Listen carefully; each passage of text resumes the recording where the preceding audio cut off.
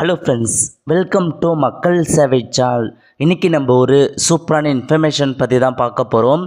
அதாவது 10ஆம் வகுப்பு 11th மற்றும் 12th பொது தேர்வு எழுத விரும்பும் தனித்தேர்வர்கள் மற்றும் அரியர் எக்ஸாம் மாணவர்கள் விண்ணப்பிக்கலாம் சொல்லியிருக்காங்க. அதாவது 2024ஆம் ஆண்டு நீங்கள் ப்ரைவேட் கேண்டிடேட்டாக உங்களுக்கான 10th 11th 12th எக்ஸாம் எழுத போகிறாங்க. நீங்கள் அப்ளை பண்ணிக்கோங்க. இப்போ இதை பற்றின மொத்த இன்ஃபர்மேஷன் தான் இந்த வீடியோ பார்க்க போகிறோம். இந்த வீடியோ ஸ்கிப் பண்ணாமல் ஃபுல்லாக பாருங்கள். அது மட்டுமல்ல, இந்த வீடியோ நிறைய பேருக்கு ஷேர் பண்ணுங்கள். ஃபஸ்ட்டு இந்த பிடிஎஃப் ஃபார்ம் பண்ணிக்கோங்க. இதுக்கான லிங்க்கை நான் டிஸ்கிரிப்ஷன் கொடுத்துட்றேன். அதாவது 2024ஆம் ஆண்டு மார்ச் ஏப்ரல் மாதத்தில் 10th 11th மற்றும் 12th பொது தேர்வு எக்ஸாம் வைக்க போகிறாங்க. நீங்கள் தனித்தேர்வராக அல்லது அரியர் எக்ஸாமாக நீங்கள் எழுத போகிறீங்கன்னா தாராளமாக நீங்கள் பார்த்தா அப்ளை பண்ணுங்கள். கண்டிப்பாக நிறைய பேர் பார்த்து இதை பற்றி கேட்டு இருக்கீங்க. ஸோ உங்களுக்கான அப்டேட்டை பார்த்தீங்கன்னா நம்ம தேர்வுகள் இயக்கம் வெளியிட்டிருக்காங்க. ஸோ இப்போ இதில் என்ன சொல்லியிருக்காங்க அப்படின்றத நம்ம பார்க்கலாம். ஓகே, ஸோ முதல்ல +1 எக்ஸாம் குறித்து கொடுத்துருக்காங்க பாருங்கள். நீங்கள் +1 எக்ஸாம் எழுத போகிறீங்கன்னா கண்டிப்பாக இந்த இன்ஃபர்மேஷன் நீங்கள் பார்த்து வச்சுக்கோங்க. அதாவது ஏற்கனவே நேரடி தனித்தேர்வராக மேல்நிலை 1ஆம் ஆண்டு பொது தேர்வு எழுதி தேர்ச்சி பெற்ற தேர்ச்சி பெறாத வருகை புரியாத தேர்வுகள் அனைத்தும் தற்போது மேல்நிலை 2ஆம் ஆண்டு பொது தேர்வு எழுதுவதற்கும் 1ஆம் ஆண்டு தேர்வில் தேர்ச்சி பெறாத பாடங்களை மீண்டும் எழுதுவதற்கும் சேர்த்து விண்ணப்பிக்கலாம் சொல்லியிருக்காங்க. அதாவது இதுக்கு முன்னாடி நீங்கள் +1 எக்ஸாமினேஷன் அட்டன் பண்ணியிருக்கீங்க. அந்த எக்ஸாமில் பார்த்தா தேர்ச்சி பெற்றிருக்கீங்க அல்லது பார்த்தா ஃபெயில் ஆகிருக்கீங்க இல்லை ஆப்சண்ட் ஆகிருக்கீங்கன்னா நீங்கள் +1 எக்ஸாம் மற்றும் +2 எக்ஸாம் 2 எக்ஸாமுக்கே நீங்கள் அப்ளை பண்ணலாம் சொல்லியிருக்காங்க. நீங்கள் +1ல் பாஸ் பண்ணாலும் சரி, பாஸ் பண்ணலனாலும் சரி, எக்ஸாம் எழுதலனாலும் சரி, நீங்கள் +2 எக்ஸாம் நீங்கள் எழுதிக்கலாம். அதேமாரி நீங்கள் +1 எக்ஸாமில் எந்தெந்த சப்ஜெக்டில் ஃபெயில் ஆகிருக்கீங்களோ அந்த சப்ஜெக்டை நீங்கள் மீண்டும் எழுதலான்னு சொல்லியிருக்காங்க. ஸோ இதான் உங்களுக்கான இன்ஸ்ட்ரக்ஷன். நீங்கள் டைரெக்டாக பார்த்தா 10ஆம் வகுப்பு பாஸ் பண்ணியிருக்கீங்க அப்படின்னா நீங்கள் +1 எக்ஸாம் எழுதி அதுக்கப்புறம் தான் நீங்கள் +2 எக்ஸாம் எழுத முடியும். இதுவே நீங்கள் +1 எக்ஸாம் ஆல்ரெடி எழுதிருக்கீங்கன்னா இப்போ நீங்கள் டைரெக்டாக +2 எக்ஸாமுக்கு அப்ளை பண்ண பாருங்கள். ஸோ இன்ஸ்ட்ரக்ஷன் நீங்கள் தெளிவாக படித்து பார்த்துட்டு அதுக்கேற்ற மாதிரி அப்ளை பண்ணிக்கோங்க. ஏன்னா நிறைய பேர் கேட்டிருக்கீங்கன்னா நான் 10th பாஸ் பண்ணியிருக்கேன், டைரெக்டாக 12th எக்ஸாம் இல்லாமல் கேட்குறீங்க. ஸோ இப்போ அப்படி கிடையாது. நீங்கள் 10th பாஸ் பண்ணியிருக்கீங்கன்னா ஃபஸ்ட்டு +1 எக்ஸாம் அட்டன் பண்ணும், அதுக்கப்புறம் தான் +2 அட்டன் பண்ண முடியும். ஸோ ஃபஸ்ட்டு +1 எக்ஸாம் எழுதிட்டு அதுக்கப்புறம் +2 எழுதுங்க. ஆல்ரெடி +1 எழுதிருக்கவங்க நீங்கள் டைரெக்டாக அதில் பாஸ் ஆனாலும் சரி, ஃபெயில் ஆனாலும் சரி, இப்போ நீங்கள் +2 எக்ஸாம் எழுத ஸ்டார்ட் பண்ணிக்கலாம். ஓகே, அதுக்கப்புறம் நீங்கள் எப்போ அப்ளை பண்ணலாம்னா அதுக்கான இன்ஸ்ட்ரக்ஷன் கொடுத்துருக்காங்க பாருங்கள். அதாவது 10th +1 மற்றும் +2 நீங்கள் எந்த எக்ஸாமுக்கு அப்ளை பண்ணாலும் சரி, அதுக்கான தேதியை பொறுத்த வரைக்கும் 27/12/2023 10/1/2024 வரைக்கும் உங்களுக்கான தேதி கொடுத்துருக்காங்க. இந்த பிட்வீன் தேதிக்குள்ளே நீங்கள் அப்ளை பண்ண பாருங்கள். இதில் பார்த்தீங்கன்னா 2 ஞாயிற்றுக்கிழமை லீவ் வருது, அதேமாரியே திங்கக்கிழமை லீவ் வருது. இந்த 3 நாட்கள் தவிர்த்து மீது நீங்கள் எப்போனாலும் போய்ட்டு நீங்கள் அப்ளை பண்ண பாருங்கள். ஸோ டேட் ஞாபகம் வச்சுக்கோங்க. 27/12/2023 10/1/2024 வரைக்கும் இந்த அரியர் எக்ஸாமுக்கு ப்ரைவேட் கேண்டிடேட்டாக போய் நீங்கள் அப்ளை பண்ணிக்கோங்க. காலையில் 11 மணி முதல் ஈவினிங் 5 மணி வரைக்கும் நீங்கள் மாவட்ட கல்வி அலுவலகம் இருக்குது பாருங்கள், அங்கே போய்ட்டு நீங்கள் அப்ளை பண்ணிக்கலாம். அந்த இடங்களில் உங்களுக்கான சர்வீஸ் சென்டர் கொடுத்துருக்காங்க. அந்த சர்வீஸ் சென்டரில் நீங்கள் போய்ட்டு உங்களுக்கான டாக்குமெண்ட்ஸை கொடுத்தீங்கன்னா அவங்க உங்களுக்கு ஆன்லைன் மூலமாக அப்ளை பண்ணி கொடுத்துருவாங்க. ஸோ இதுதான் அப்ளை பண்ணுறதுக்கான இன்ஸ்ட்ரக்ஷன். ஸோ டேட் மறந்துடாதீங்க. லாஸ்ட் தேதியை பொறுத்த வரைக்கும் 10/1/2024. ஏன்னா இந்த முடிஞ்சளவுக்கு லாஸ்ட் தேதிக்கு போத முன்னாடியே போய்ட்டு அப்ளை பண்ண பாருங்கள். ஓகே, அது மட்டும் இல்லாமல் உங்களுக்கு தட்கல் சிறப்பு முறை ஒதுக்கீடு செஞ்சுருக்காங்க. நீங்கள் அந்த மேற்கண்ட தேதி கொடுத்துருக்காங்க பாருங்கள். இந்த 10/1/2024 தேதிக்குள்ளே அப்ளை பண்ண மிஸ் பண்ணிட்டீங்கன்னா உங்களுக்கு 11/1/2024 மற்றும் 12/1/2024 2 டேட் உங்களுக்கு தட்கலாக கொடுத்துருக்காங்க. அந்த தேதியை மிஸ் பண்ணவங்க இந்த 2 தேதியில் போய்ட்டு அப்ளை பண்ணிக்கலாம். பட் நீங்கள் தட்கலில் அப்ளை பண்ண சொல்ல 11th 12th 1000 ரூபாய் நீங்கள் எக்ஸ்ட்ராவாக ஃபீஸ் பேமெண்ட் பண்ணுற மாதிரி இருக்கும், ஃபைன் மாதிரி. இதுவே 10ஆம் வகுப்புனா 500 ரூபாய் நீங்கள் தட்கல் முறையில் ஃபீஸ் பேமெண்ட் பண்ணி தான் அப்ளை பண்ணணும். ஸோ முன்னாடியே நீங்கள் பார்த்தா அந்த டைமுக்குள்ளே பண்ணிக்கோங்க. இந்த டைமை மிஸ் பண்ணவங்க தட்கல் டேட் 2 நாள் கொடுத்துருக்காங்க. இப்போ நீங்கள் ஃபைன் மாரி பேமெண்ட் பண்ணி இந்த எக்ஸாமுக்கு நீங்கள் அப்ளை பண்ணுற மாதிரி இருக்கும். இருக்கும். ஸோ தட்கல் முறை யூஸ் பண்ணாத முன்னாடியே நீங்கள் போயிட்டு இந்த எக்ஸாமுக்கு அப்ளை பண்ண பாருங்கள். ஓகே, அதுக்கடுத்து உங்களுக்கான ஃபீஸ் கொடுத்துருக்காங்க, அதை பற்றி நம்ம வந்து பார்க்கலாம். ஃபஸ்ட்டு 10ஆம் வகுப்பு கொடுத்துருக்காங்க பாருங்கள். 10ஆம் வகுப்பு பொறுத்த வரைக்கும் உங்களுக்கான தேர்வு கட்டணம் வந்து ₹125 நீங்கள் பேமெண்ட் பண்ணுற மாரி இருக்கும். ஆன்லைன் பதிவு கட்டணம் ₹70 நீங்கள் பேமெண்ட் வந்து பண்ணுற மாரி இருக்கும். ஸோ டோட்டலாக வந்து பார்த்தீங்கன்னா நீங்கள் ஒரு 195 சம்திங் கிட்ட நீங்கள் பேமெண்ட் வந்து பண்ணுவீங்க. அதாவது 10ஆம் பொறுத்த வரைக்கும் நீங்கள் ஒரு சப்ஜெக்ட் நீங்கள் எழுதினாலும் சரி, அந்த ஒரு சப்ஜெக்ட்டுமே நீங்கள் ₹125 பேமெண்ட் பண்ணுற மாரி இருக்கும். 5 சப்ஜெக்ட் எழுதினாலும் சரி, அதே ₹125 நீங்கள் பேமெண்ட் பண்ணுற மாரி இருக்கும். ஸோ டோட்டலாகவே நீங்கள் ₹125 தேர்வு கட்டணமாக நீங்கள் பேமெண்ட் வந்து பண்ண போகிறீங்க. ஆன்லைன் ஃபீஸ் பொறுத்த வரைக்கும் ₹70 நீங்கள் எக்ஸ்ட்ராவாக பேமெண்ட் பண்ண மாதிரி இருக்கும். இதுதான் 10ஆம் வகுப்பு கொடுத்துருக்காங்க. ஸோ 10ஆம் வகுப்பை பொறுத்த வரைக்கும் நீங்கள் வந்து பார்த்தீங்கன்னா 8th வந்து பாஸ் பண்ணவே போதுமானது. ஒரு சில கண்டிஷன்ஸ் கொடுத்துருப்பாங்க. அந்த 8th பாஸ் பண்ணவங்க, அதேமாரி 9th வந்து பாஸ் பண்ணாங்க. 8th வந்து ஒரு சில கேட்டகரி வந்து பார்த்தா கொடுத்துருப்பாங்க. ஓப்பன் யூனிவர்சிட்டியில் படித்தவங்க அந்த மாதிரி இருக்கும் எல்லாருமே நீங்கள் வந்து பார்த்தீங்கன்னா ஸோ 10ஆம் வகுப்பு தனி தேர்வுக்கு அப்ளை பண்ணிக்கலாம். ஸோ இப்போ நம்ம அதை பற்றி வந்து பார்க்கலாம். இப்போ நம்ம 10ஆம் வகுப்பு தேர்வுக்கான எலிஜிபிலிட்டி பற்றி பார்த்துடலாம். அதாவது ஃபஸ்ட்டு கொடுத்துருக்காங்க பாருங்கள்.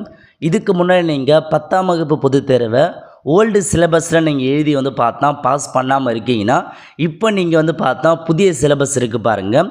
அந்த புதிய சிலபஸ் மூலம் மட்டும்தான் நீங்கள் எக்ஸாம் எழுதுகிற மாதிரி இருக்கின்றத சொல்லியிருக்காங்க. ஓல்டு சிலபஸை நீங்கள் எழுத முடியாது. அது மட்டும் இல்லாமல் முக்கியமான இன்ஃபர்மேஷன், தடவையாக நீங்கள் இப்போ தனித்தேர்வை அப்ளை பண்ண போகிறீங்கன்னா பகுதி 1 இருக்குது பாருங்கள். பார்ட் 1 கண்டிப்பாக நீங்கள் தமிழ் மொழி பாடத்தை மட்டும்தான் நீங்கள் சைட் பண்ணுற மாதிரி இருக்கும். வேறு லாங்குவேஜ் வந்து சைட் பண்ண முடியாது. அதுக்கப்புறம் இப்போ இந்த 10ஆம் வகுப்பு பொதுத் தேர்வுக்கு யார் அப்ளை பண்ணலாம்னா 14 வயசு வந்து கம்ப்ளீட் ஆகிருக்காங்க பாருங்கள், அவங்க அப்ளை பண்ணிக்கலாம்.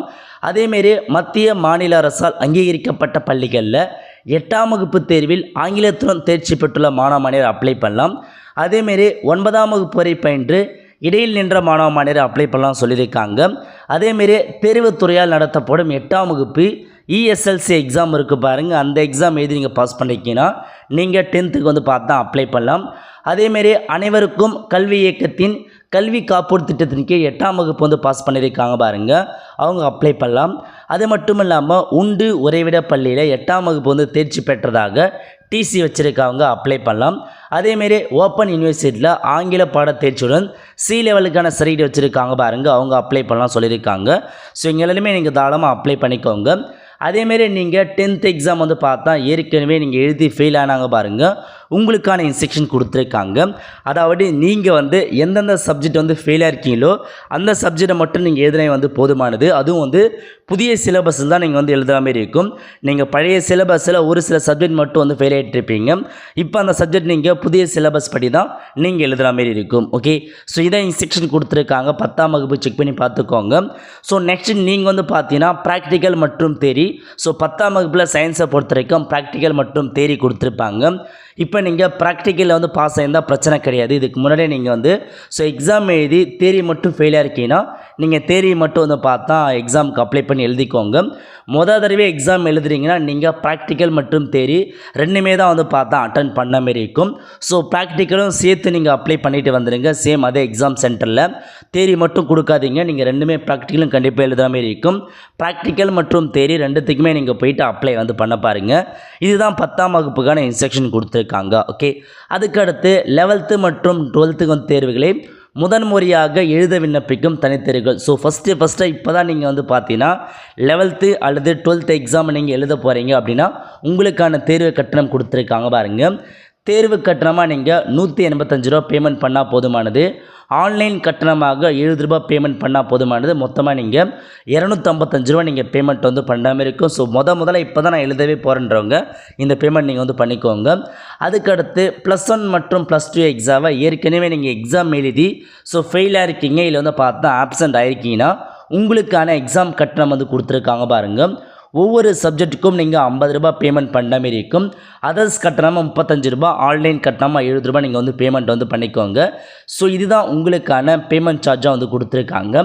இப்போ நம்ம 11th 12th பற்றி பார்த்துடலாம். ஓகே, இதுக்கு முன்னாடி நீங்கள் ஓல்டு சிலபஸில் உங்களுக்கான எக்ஸாம் எழுதிருக்கீங்கன்னா இப்போ நீங்கள் புதிய சிலபஸ் படி தான் உங்களுக்கான +1 மற்றும் +2 எக்ஸாமுக்கான நீங்கள் எழுதுகிற மாதிரி இருக்கும். இதுவே இதுக்கு முன்னாடி நீங்கள் ஒரு சில சப்ஜெக்டை மட்டும் நீங்கள் ஃபெயில் ஆகிருக்கீங்கன்னா அந்த ஒரு சில சப்ஜெக்ட்டுக்கு மட்டும் நீங்கள் அப்ளை பண்ணி புதிய சிலபஸில் உங்களுக்கான எக்ஸாம் வந்து எழுத பாருங்கள். ஸோ எல்லாருக்குமான இன்ஸ்ட்ரக்ஷனுமே இதுதான். 10ஆம் வகுப்பு 11 மற்றும் 12ஆம் வகுப்பை பொறுத்த வரைக்கும் நீங்கள் புதிய சிலபஸில் மட்டும்தான் உங்களுக்கான எக்ஸாமினேஷன் எழுதுகிற மாதிரி இருக்கும். முதல்ல எக்ஸாமினேஷன் எழுத போகிறவங்களும் புதிய சிலபஸை எழுதுகிற மாதிரி இருக்கும். இல்லை ஆல்ரெடி எக்ஸாமினேஷன் எழுதி ஒரு சில சப்ஜெக்ட் மட்டும் ஃபெயில் ஆனவங்க புதிய சிலபஸில் தான் நீங்கள் உங்களுக்கான எக்ஸாமினேஷன் எழுதுவீங்க. ஓகே, அதேமாரி சேம் இதே மாதிரி தான் 11th 12th சரி. நீங்கள் தேரி வந்து பார்த்தீங்கன்னா ப்ராக்டிக்கல் மற்றும் தெரிய ஃபஸ்ட் டைம் எழுத போகிறோன்னா ப்ராக்டிக்கல் எக்ஸாமுக்கும் சேர்த்து அப்ளை பண்ணிட்டு வந்துடுங்க. இல்லை இதுக்கு முன்னாடி எக்ஸாம் எழுதினா அதை வந்து பார்த்தா ப்ராக்டிக்கலில் ஃபெயில் ஆகிட்டுனா இப்போ நீங்கள் திரும்ப ப்ராக்டிக்கல் எழுதுகிற மாதிரி இருக்கும். ஸோ தெளிவாக இன்ஸ்ட்ரக்ஷன் வந்து படித்து பார்த்து அப்ளை பண்ண பாருங்கள். ஓகே, அதுக்கப்புறம் வந்து பார்க்கலாம். ஸோ அப்படியே கீழே வந்தீங்கன்னா உங்களுக்கான இன்ஸ்ட்ரக்ஷன் கொடுத்துருக்காங்க பாருங்கள். அப்ளை பண்ணுறவங்க உங்களுக்கான எக்ஸாம் சென்டர், அதாவது இந்த அப்ளை பண்ணுறதுக்கான சென்டர்ஸ் எங்கே இருக்குன்றதை வெப்சைட்டில் கொடுத்துருக்காங்க. அங்கே போய்ட்டு நீங்கள் வந்து பார்த்தா அப்ளை வந்து பண்ணுற மாதிரி இருக்கும். ஸோ அது மட்டும் இல்லாமல் ஐடிஐ படிச்சிருக்காங்க பாருங்கள். அதாவது 8th முடிச்சுட்டு ஐடிஐ வந்து பாஸ் பண்ணியிருப்பாங்க. உங்களுக்கு 10ஆம் வகுப்பு இனியான சர்டிஃபிகேட் வந்து ப்ரொவைட் பண்ண போகிறாங்க. அதுக்காக நீங்கள் வந்து பார்த்தா ப்ரைவேட் கேண்டிடேட்டாக 10ஆம் வகுப்புக்கான தமிழ் மற்றும் ஆங்கில பாடத்தை மட்டும் நீங்கள் எக்ஸாமினேஷன் எழுதி வந்து பாஸ் பண்ணிங்கன்னா உங்களுக்கு 10th சர்டிஃபிகேட் வந்து ப்ரொவைட் பண்ணிவிடுவாங்க.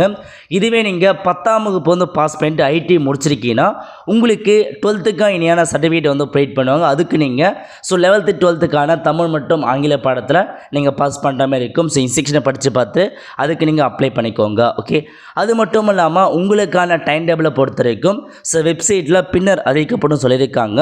இந்த பிடிஎஃப்பில் கொடுத்துருக்க மொத்த இன்ஃபர்மேஷன்ஸ் இதுதான். இது வந்து பார்த்தீங்கன்னா ஓவராலாக 10th 11th 12th ஒரே பிடிஎஃபாக கொடுத்துருக்காங்க.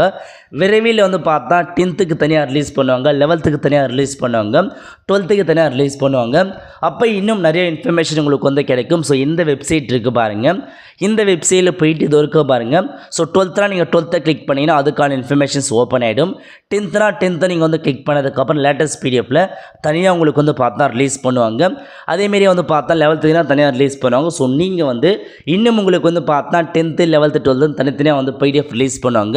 அப்போ நீங்கள் செக் பண்ணி நல்லா படித்து பார்த்து அப்ளை பண்ணிக்கோங்க. இப்போதைக்கு ஒரே பிடிஎஃபாக எல்லாம் மொத்தமாக கொடுத்துறாங்க. ஷார்ட் இன்ஃபர்மேஷன் தான் கொடுத்துருக்காங்க. தனித்தனியாக கொடுக்க சொல்ல இன்னும் டிஃப்ரெண்ட் நிறைய இன்ஃபர்மேஷன்ஸ் கிடைக்கும். இந்த வெப்சைட் நீங்கள் அடிக்கடி செக் பண்ணி பார்த்துட்டே இருங்க. நாளைக்கு அல்லது வந்து பார்த்தா மண்டே உங்களுக்கு கண்டிப்பாக ரிலீஸ் பண்ணிவிடுவாங்க. ஸோ தனித்தனி செப்பரேட் பிடிஎஃப் அதில் நீங்கள் பார்த்து தெரிஞ்சுக்கலாம். ஓகே, ஸோ இதான் உங்களுக்கான இன்ஸ்ட்ரக்ஷன். ஸோ நிறைய பேர் வந்து கேட்டிருந்தீங்க 10th 11th 12th முதல் தடவை எக்ஸாம் எழுத போகிறாங்க, நீங்கள் ப்ரைவேட் கேண்டிடேட் அப்ளை பண்ணிக்கோங்க. இல்லை நான் வந்து பார்த்தா அரியர் வச்சுருக்கேன், அந்த சப்ஜெக்ட் மட்டும் எழுதினாலும் சரி நீங்கள் தாராளமாக அப்ளை வந்து பண்ணிக்கோங்க. கண்டிப்பாக ஒரு கோல்டன் ஆப்பர்ச்சுனிட்டி. ஏன்னா வருஷத்துக்கு வந்து 2 தடவை தான் இந்த மாதிரி உங்களுக்கான அரியர் எக்ஸாம் எழுதுக்கும் சரி ப்ரைவேட் கேண்டிடேட் அப்ளை பண்ணுறதுக்கான ஒரு வாய்ப்பு வழங்குவாங்க. அந்த வகையில் அடுத்த வருஷம் நீங்கள் பொது தேர்வு எழுதுறதுக்கு ஒரு ஆப்பர்ச்சுனிட்டி கொடுத்துருக்காங்க. அப்ளை பண்ணி எக்ஸாமினேஷன் எழுத பாருங்கள். வீட்லேருந்து நல்லா ரெஃபர் பண்ணுங்கள். ஸோ ஈஸியாக நீங்கள் ரெஃபர் பண்ணி ஈஸியாக எக்ஸாமினேஷன் எழுதிடலாம். ஓகே, இப்போ நீங்கள் எங்கே போய்ட்டு அப்ளை பண்ணலாம், எப்படி அப்ளை பண்ணலான்னா ஸோ இதே வந்து கொடுத்துருக்காங்க பாருங்கள். உங்கள் டிஸ்ட்ரிக்டில் உங்களுக்கான எக்ஸாம் சென்டர் எங்கே இருக்கோ அதுக்கான ஒரு இன்ஸ்ட்ரக்ஷன் கொடுத்துருக்காங்க. இந்த பிடிஎஃப்கான லிங்க் நான் டிஸ்கிரிப்ஷன் வந்து கொடுத்துட்றேன். ஸோ ஃபஸ்ட்டு வந்து பார்த்தா கன்னியாகுமரி கொடுத்துருக்காங்க பாருங்கள். கன்னியாகுமரியில் உங்களுக்கு பல இடங்களில் உங்களுக்கான சென்டர்ஸ் கொடுத்துருக்காங்க. இதில் உங்களுக்கு எது நியரஸ்ட்டாக இருக்கோ அங்கே போயிட்டு உங்களுக்கான எக்ஸாமினேஷன் நீங்கள் அப்ளை பண்ண பாருங்கள். எல்லா டிஸ்ட்ரிக்டான நோடல் சென்டரோட லிஸ்ட்டை வந்து வெளியிட்டிருக்காங்க. இதில் போயிட்டு உங்களுக்கு எந்த இடம் கரெக்டாக இருக்கோ அந்த நியரஸ்ட்டாக இருக்க பிளேஸில் போயிட்டு எக்ஸாமுக்கு நீங்கள் அப்ளை பண்ணுற மாதிரி இருக்கும். எக்ஸாமுக்கு அப்ளை பண்ண போகிறவங்க எந்த மாதிரி டாக்குமெண்ட்ஸ்லாம் எடுத்துகிட்டு போகலான்னா ஸோ கண்டிப்பாக நீங்கள் டிசி எடுத்துகிட்டு போயிருங்க. டிசி இல்லாதவங்க இதுக்கு முன்னாடி நீங்கள் எக்ஸாமினேஷன் எழுதி பாஸ் பண்ணியிருப்பீங்க, ஃபெயில் ஆகிருப்பீங்க, அதுக்கான மார்க் ஷீட் வந்து எடுத்துகிட்டு போயிருங்க. டிசி மற்றும் மார்க் ஷீட் எடுத்துகிட்டு போய்ட்டு வந்து அப்ளை பண்ண பாருங்கள். ஒருவேளை நீங்கள் டேரெக்டாக இப்போ தான் ஃபஸ்ட் டைமாக 10th எக்ஸாம் எழுத போகிறோன்னா அந்த 8th 9th டிசி கொடுக்குற மாதிரி இருக்கும். இல்லை இப்போ தான் நீங்கள் டேரெக்டாக வந்து பார்த்தா 11th 12th எழுத போகிறோன்னா 10th DC 10th mark sheet எடுத்துகிட்டு போயிட்டு இந்த எக்ஸாமினேஷன் நீங்கள் அப்ளை பண்ண பாருங்கள். ஸோ இதான் உங்களுக்கான இன்ஸ்ட்ரக்ஷன்ஸ், உங்களுக்கான டாக்குமெண்ட்ஸ். அது மட்டும் இல்லாமல் அதுக்கேற்ற ஃபீஸ் அமௌண்ட்டை நீங்கள் எடுத்துகிட்டு போய்ட்டு அப்ளை பண்ணிக்கோங்க. முன்னாடியே அப்ளை பண்ண பாருங்கள், ரொம்ப டிலே பண்ணாதீங்க. முன்னாடியே அப்ளை பண்ணதுக்கப்புறம் முக்கியமான இன்ஃபர்மேஷன் அவங்க அவங்க அப்ளை பண்ணாங்கன்னா ஒரு ரிசிப்ட் கொடுத்துருவாங்க. அந்த ரிசிப்டை கண்டிப்பாக பத்திரமா எடுத்து வச்சுக்கோங்க. ஏன்னா அதுதான் நீங்கள் அத்தாச்சி அதுக்கு அந்த அப்ளை பண்ணதுக்கப்புறம் ஹால் டிக்கெட் நீங்கள் எடுக்கிறதுக்கு அந்த ரெசிப்டில் நம்பர் கொடுத்துருப்பாங்க. அந்த நம்பர் வச்சு தான் ஹால் டிக்கெட் டவுன்லோட் பண்ண மாரி இருக்கும். ரிசல்ட் பார்க்குறதும் அதை வச்சு வந்து பார்க்குற மாரி இருக்கும். ஸோ நீங்கள் எக்ஸாம் அப்ளை பண்ணி முடிச்சதுக்கப்புறம் அந்த ரிசிப்டை கண்டிப்பாக நீங்கள் மறக்காமல் பத்திரமா எடுத்து வச்சுக்கோங்க. முடிஞ்ச அளவுக்கு வந்து பார்த்தா 2-3 ஜெராக்ஸ் எடுத்து வச்சுக்கோங்க. அது வந்து பார்த்தா ஃபோனில் சேவ் பண்ணி வச்சுக்கோங்க. ஏன்னா அதுதான் வந்து பார்த்தா இம்பார்ட்டன்ட். தொலைச்சிட்டிங்கன்னா திரும்ப நீங்கள் போயிட்டு அங்கே வந்து கேட்குற மாரி இருக்கும். ஸோ கரெக்டாக அப்ளை பண்ணிட்டு உங்களுக்கான எக்ஸாம் வந்து எழுத பாருங்கள். அவ்வளோதான் ஃப்ரெண்ட்ஸ். ஸோ இதான் உங்களுக்கான இன்ஸ்ட்ரக்ஷன். ஸோ அப்ளை பண்ணவங்க கண்டிப்பாக நமக்கு வந்து இன்ஃபார்ம் பண்ணுங்கள்.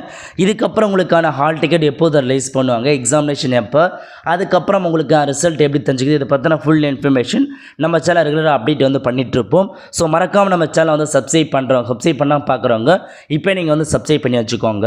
அவ்வளோதான் ஃப்ரெண்ட்ஸ். கண்டிப்பாக இந்த வீடியோ பிடிச்சி லைக் பண்ணுங்கள். அது மட்டும் அல்ல, இந்த வீடியோ நிறைய பேருக்கு ஷேர் பண்ணுங்கள். அடுத்து ஒரு நல்ல வீடியோ சந்திப்போம். நன்றி, வணக்கம்.